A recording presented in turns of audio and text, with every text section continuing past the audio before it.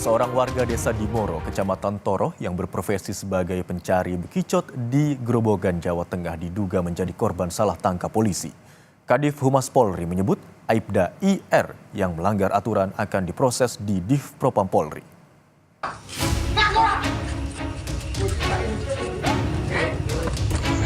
Mohon keadilan tegakkan karena saya dituduh nggak mempunyai atau nggak melakukan seperti yang dituduhkan. Semuanya kita minta dengan hormat untuk bisa awasi Polri, tegur Polri.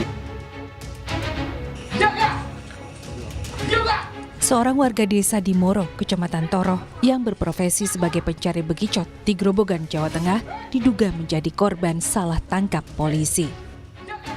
Kami tidak bisa menayangkan video amatir ini secara utuh karena mengandung unsur kekerasan.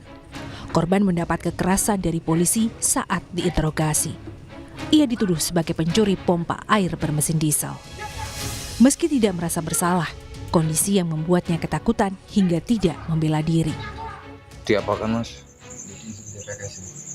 Diidentifikasi. Diklarifikasi.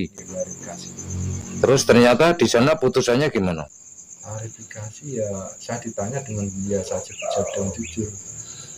Kan terus memanggil ada Pak Lurah datang dan ya saya memohon Pak Lurah ya mohon keadilan tegakkan karena saya dituduh nggak mempunyai atau nggak melakukan seperti yang dituduhkan.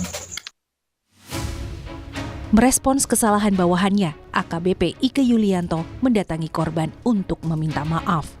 Kapolres Grobogan membenarkan anggotanya ada dalam video viral dugaan salah tangkap yang disertai penganiayaan.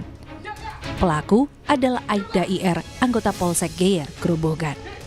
Menurut Kapolres, Aibda IR mendapat laporan dari warga terkait orang mencurigakan di area sawah di Desa Suru. Meski dari hasil penyelidikan setelahnya, korban Kusianto tidak terbukti melakukan pencurian. Kapolres Grobogan memastikan Aibda IR dalam penyelidikan Propam dan akan mendapat sanksi jika terbukti melanggar. Kemarin IR sudah kita amankan, kita tempatkan di tempat khusus. Kemudian saat ini masih dalam proses pemberkasan. Secepatnya akan kita untuk kasus dugaan penganiayaan sendiri, dan ya itu nanti kita lihat nanti hasil pemeriksaannya seperti apa. Tadi malam juga kita sudah bicara dengan saudara Kusianto. Tadi malam sudah kita temui apa yang diinginkan oleh saudara Kusianto sudah kita penuhi semua, termasuk keinginan dengan seperti memperbaiki kendaraan dan lainnya sudah kita penuhi semua. Polri angkat bicara soal kasus pencari bekicot yang jadi korban salah tangkap dan penganiayaan. Kadif Humas Polri, Ijen Sandi Nugroho, menyebut akan menindak tegas segala pelanggaran yang dilakukan anggotanya. Sandi menambahkan, Aibda IR yang melanggar aturan akan diproses di Div Propam Polri. Terkait di Grobogan juga akan ditindak untuk anggota. Tadi udah jelaskan Pak Kapolri Siap. waktu pojokan sana. Tadi ya, sekali lagi semuanya yang melanggar ketentuan sudah diverifikasi, sudah diperiksa sama Propam. Bahkan yang periksa bukan cuma Propam, Situasi pun juga tutup.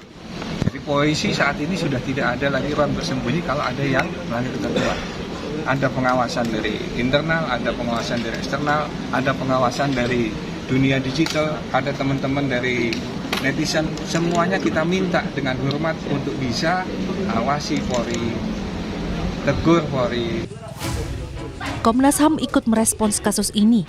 Komnas HAM menilai polisi patut mengedepankan asas praduga tak bersalah. Tidak hanya itu, penggunaan kekerasan dalam penegakan hukum juga disebut bisa mengaburkan fakta dan data.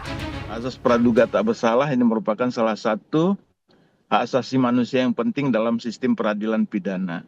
Seseorang itu dituduh atau diduga melakukan suatu tindak pidana, maka tindakan yang dilakukan kepolisian harus didasarkan pada alat bukti yang cukup. Perbuatan yang sangat dilarang dalam proses penegakan hukum pidana adalah penyiksaan. Kenapa? Karena penyiksaan ini dapat menyebabkan data-data atau informasi yang diperoleh itu tidak benar dan bisa menjadi peradilan yang sesat. Saya tidak pernah melakukan orang itu. Ini fitnah. Saya rela mati. Ini bukan kali pertama polisi tersandung kasus salah tangkap.